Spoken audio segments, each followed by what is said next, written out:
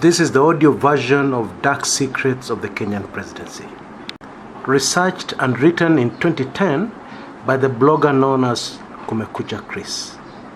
This audio version has been updated with a lot of new information that is not in the written version or in the ebook version of this very popular title. This is part 1. Look out for part 2 in this channel.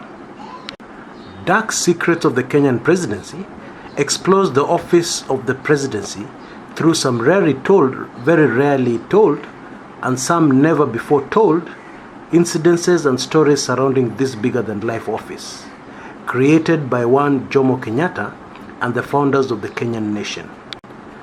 This thing they created grew and became an enormous, untenable beast and monster that has caused untold distress, suffering, and death to multitudes of Kenyans. This account dissects this subject ruthlessly, without fear or favor, and what emerges is a very shocking tale. From the very unlikely presidency of Jomo Kenyatta, who as a young boy had been told he would be a great leader, but late in life still saw no signs of the prophecy ever coming to pass, to the even more unlikely Moi presidency of a man who had literally been a toy in the hands of the ruthless, bloodthirsty, dreaded Kiambu Mafia, to the Makerere University Don who loathed a political mud fight with all his heart. You will discover a lot of shocking things in this audio version of the book that probably explains why it has been such a hot seller over the years, since it was first published in 2010 as an ebook. The result is a very thought-provoking account that will forever change your views about this all-powerful office, which had the kind of powers under the Constitution, the older Constitution, that would be the envy of any god. And that's God with a small g. Introduction. I cannot quite remember how old I was when this happened, but I was not yet 7, that I'm sure of. And yet the memory is still so vivid on my mind, very telling because I've forgotten so many other things from my childhood. But this little incident, still in my mind. My dad had come from work at the end of a long, hard day and was changing from his imposing police uniform to casual wear so that he'd go out for his usual evening drink. I questioned him persistently over something that had been disturbing me for a number of days. I wanted to know how many steps he was in the hierarchy away from the presidency. He tried to explain that the president was not a policeman, but I insisted that he give me a number, which he finally did. Many years later, I learned that the number took into account the parliamentarians and the policemen above him in rank, but was given more out of desperation so that I gave him peace. It was the kind of answer that you give a child when the question they ask is too complex for their young, immature minds to grasp. Still, the point is, like many Kenyans, even at 7 years old, I was awestruck by the Kenyan presidency. I had watched many times on TV as the president arrived for various functions, complete with a motorcade, with numerous motorcycles and vehicles. I watched as the military parade stood to attention and the smart, respectful salutes. Even as a naive youngster, it blew my mind away. There and then I decided that I wanted my dad to be president of Kenya, and then I would take over as president myself from him when I grew up. Although the presidency was and has always been an elective office, at the beginning, many African presidents modeled it after royalty in a kingdom and did everything to surround the office with mystique and grandeur, as well as spilling plenty of blood to ensure that they remained in office until death snatched them away. They succeeded big time and quickly became life presidents and gods who straddled the entire way of life of their countries. To this day, too many Kenyans still look at the office of the president with awe, and will be quick to remind you that not anybody can be president. If the second coming were to happen today, it would be found that most Kenyans fear the presidency more than they fear their creator God Almighty. Very sad, but true. As a result, numerous things remain hidden about the presidency, past and present. In writing this book, my hope was that I would begin a journey of discovery for Kenyans, more so in discovering how we have suffered and been held bondage by some mystique created for mostly selfish reasons. Preamble. I've been to State House Nairobi once, okay? Really, it's such an anticlimax. You know, this revered house on the hill. Especially when you consider the sacrifices, the murders, the killings, and all the crazy things Kenyans have done in the name of wanting to live at this address or remain there indefinitely. You'd have thought that at least it would be much more grander place, than what you end up seeing. The red carpet is clean and well maintained, but it is rather old. In fact, the whole place looks like it needs an interior designer badly. Yeah, that's the glimpse I got the time I visited State House. I hear there have been some improvements, but generally it is a disappointment when you compare the effort and the lengths to which people are prepared to retain the presidency. Yeah, it doesn't really look like it's worth it. It's probably instructive that during the Kibaki presidency, there was a plan to actually build a new State House on the same grounds, which was going to cost triple-digit million. But of course, the public shut down that idea very quickly. Okay, but at least it it illustrates the fact that what I'm telling you is true. State House in itself is a disappointment. When you actually get there finally.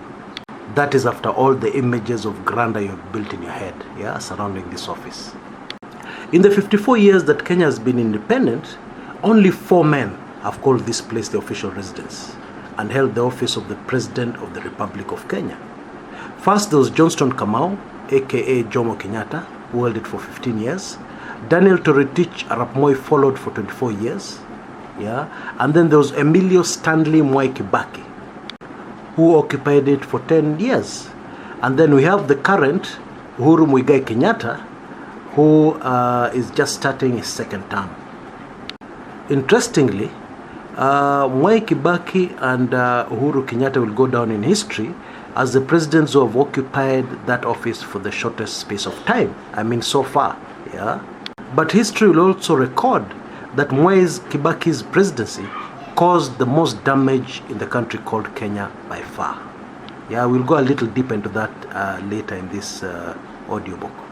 Now, Mwai Kibaki supporters will be quick to argue that Kibaki was only a victim of circumstances, He bore the brunt of all the cumulative evils over the years, and this boiled over during his watch. Others, including myself, will think otherwise. But even more fascinating for the purposes of this book is the fact that all 4 men have all been very ordinary, simple, really very good men who are transformed into something very different shortly after taking office. Kenyatta was a humble teetotaler, who after publicly promising church elders in the 1920s that he would never touch alcohol again in his life. 30 years later, there's evidence that Kenyatta not only kept his vow to the church, but detested alcohol and strongly believed that the drinking of beer was hindering the coming of Uhuru.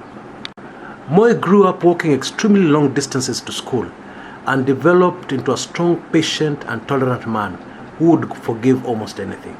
Emilio Stanley Mwai Kibaki was a staunch Catholic and brilliant economist who attracted the attention of the young KANU party because of his educational background. At a time when it was very rare for an African to have a high school education, let alone be a junior university lecturer. This prompted Tom Mboya to drive all the way from Nairobi in his old air-cooled VW to Makerere University in Kampala, Uganda. And when he arrived there, because Kibaki did not have any political ambitions up to that point, when he arrived at Makerere, the very persuasive Mboya managed to persuade Kibaki that his country needed him more than Makerere University needed him. It is said that Mboya came back with Kibaki inside his VW, and what we got was a politician, that's Kibaki, a very reluctant politician, determined to retain his dignity and to stick to his principles. Kibaki, of course, became a very different person when he entered the State House. Kenyans got a glimpse of his new side, especially when the post-election crisis of December 2007 and January 2008 unfolded. A friend of mine was so shocked that he just kept on muttering under his breath, "This is not Kibaki. This is not Kibaki." That's how the presidency changes people. Uhuru Kenyatta was groomed for the presidency right from an early age. Later on in this book, we'll see why and how. Okay, but Uhuru is a good guy. Yeah, one of the guys. Yeah, knows how to have his fun, and was a very firm believer in justice. Yeah, justice and doing good. So much so that after the mysterious 2013 elections, which are of course fiddled with, presidential elections, yeah, he still received wide acceptance from Kenyans. Yeah, Kenyans just loved the guy. He was lovable. Yeah, and this was not by accident. Deep down, Uhuru is a good guy. So what happens inside State House? Watu wanakula nini wakiingia State House? Yeah. Now in this book we shall try to understand these four men intimately. Yeah, and more so the magical transformations they underwent, yeah, when they entered State House. We shall try and understand all this a lot better, because in understanding this, we'll understand our beloved country and and especially the institution of the presidency completely. Trust me on that, and hold me to account for it when we finish our journey right at the end of this audiobook. We shall dig very deep into the true characters of these men, and we shall reveal many, many never before told secrets of their lives. The book on which this audio version is based on was deliberately written to be a quick, entertaining read. It has always been my hope that this will provoke huge readership amongst Kenyans and get all of us thinking very deeply, yeah, about the office of the presidency. And it is still my sincere prayer that later somebody will be inspired by this work to do a much more detailed thesis. But more importantly, I hope it will get all of us thinking very deeply, yeah, about why this new constitution, which initially had omitted the presidency and then later on put a presidency, slotted in a presidency which was more or less ceremonial, why all that changed and Kenyans insisted on at least an all-powerful president, yeah, an all-powerful president with supposed checks and balances. In my view, this has not worked. Yeah, it has not worked for Kenya. Okay, and when you get to the end of this audiobook, you will realize why. Now, the next part of this audio will be chapter 1, where, if I can give you a sneak preview, we will learn some shocking details about how State House faked the history of this country deliberately, yeah, gave us a fake account of how Kenya gained her independence, yes, with a lot of fake details, yes, and why this was done, okay? And we will also discover something totally fascinating about the Kenyan presidency.